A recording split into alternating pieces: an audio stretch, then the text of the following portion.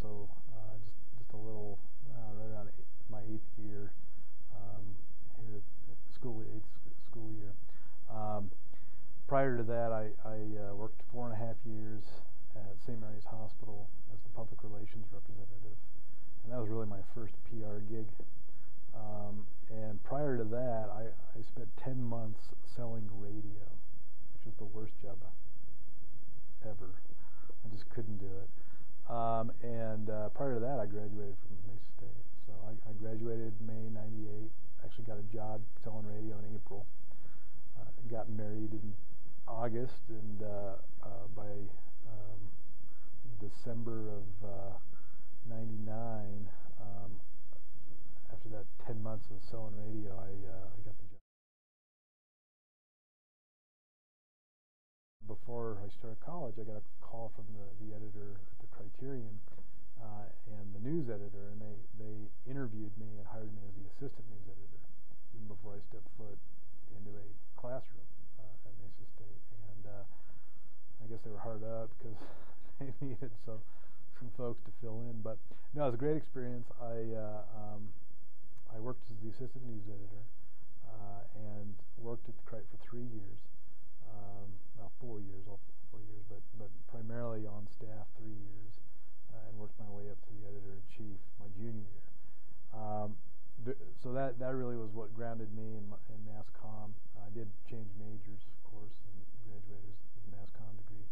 Other activities included the first editor of the Horizon magazine, started at Horizon, and I was also a DJ for KMSA, and was a Metal Saturday DJ. I was 10 to 1. I was the junk man on Saturdays, so that was a lot of fun.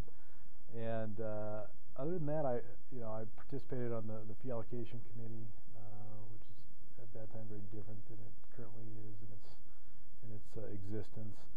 Was part of the media board,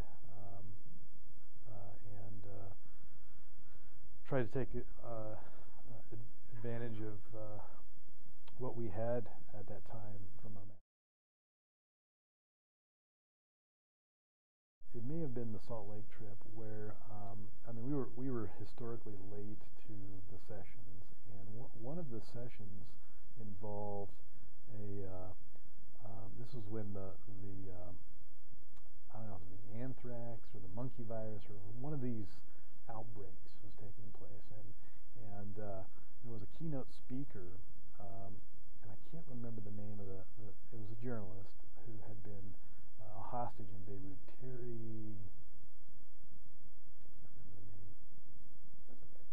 Anyway, he was the keynote speaker, and we arrived late to this, and standing outside of the general session room, the ballroom, were these paramedics with a stretcher, and they were standing there, and we didn't want to be rude to interrupt and go in, so we kind of waited for the applause. But in the meantime, we're asking these guys questions. What are they doing there? And they said that they were there to play a part in a staged kind of medical emergency, and so interesting. So we walked in, and it was a news writing exercise. Terry, what's his name, was speaking about his experience, and then he started kind of dabbing his head and pretending that he was sweating, and then he pretended to faint on stage, and these officials rush in and say, there's this outbreak, we need to quarantine the room, nobody can leave, these paramedics come rushing in, put him on the stretcher, take him out, kind of thing.